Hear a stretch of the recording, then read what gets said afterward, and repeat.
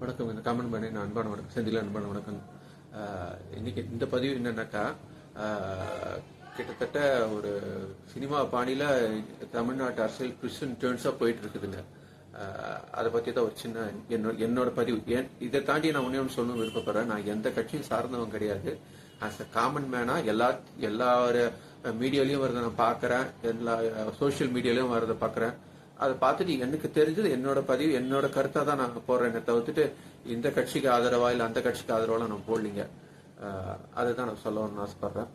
First ஒரு குற்றச்சாட்டுலேருந்தே ஆரம்பமே. எடப்பாடி பழனிசாமி ஒரு பேட்டி பார்த்தேன். அதெல்லாம்னாக்கா சன் டிவியில் பார்த்தேன். சன் டிவியில் லைவ்ல போயிருந்தது. அப்போ பார்த்தேன், இந்த கவர்மெண்ட் ஒன்றுமே பண்ணலை, சும்மா நாங்கட்டும் சிங்க பெண் படைன்னு கொண்டு வந்தாங்க, அது கூட எந்த அளவு ஒர்த்தா இருக்கும்னு தெரியல, மற்றபடி இந்த கவர்மெண்ட்ல ஒன்றுமே இல்லைன்ட்டு அவரோட கருத்தை அவர் சொல்றாரு. ஆஸ் எதிர்கட்சி அவர் கருத்து சொல்றாரு.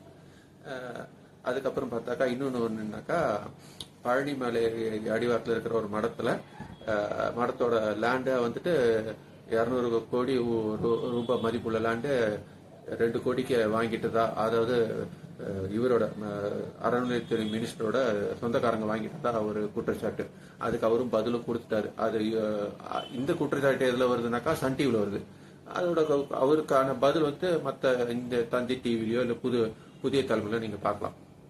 அவருக்கு அதுக்கு சம்மந்தமே இல்லையா. ஒரு பிரைவேட் பார்ட்டி ஏதோ மூவ் பண்ணியிருக்கிறான், அவங்க கோர்ட்டு மூலியமா மூவ் பண்ணும்போது உங்க சைட்ல கரெக்டா இருந்தாக்கா நீங்க ஆஸ் பர் கோர்ட் டைரக்ஷன் நீங்க வாங்கிக்கலாம் சொல்லியிருக்கான்.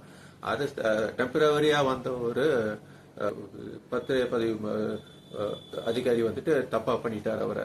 அவருக்கும் சரியா தெரியாத கைட் பண்ணாம பண்ணிட்டாரு. ஆனா இப்ப அவரை டிஸ்மிஸ் பண்ணிட்டாங்க, சஸ்பெண்ட் பண்ணிட்டாங்க. அதை தாண்டி அதை பத்தி விசாரணை நடந்துட்டு இருக்கு.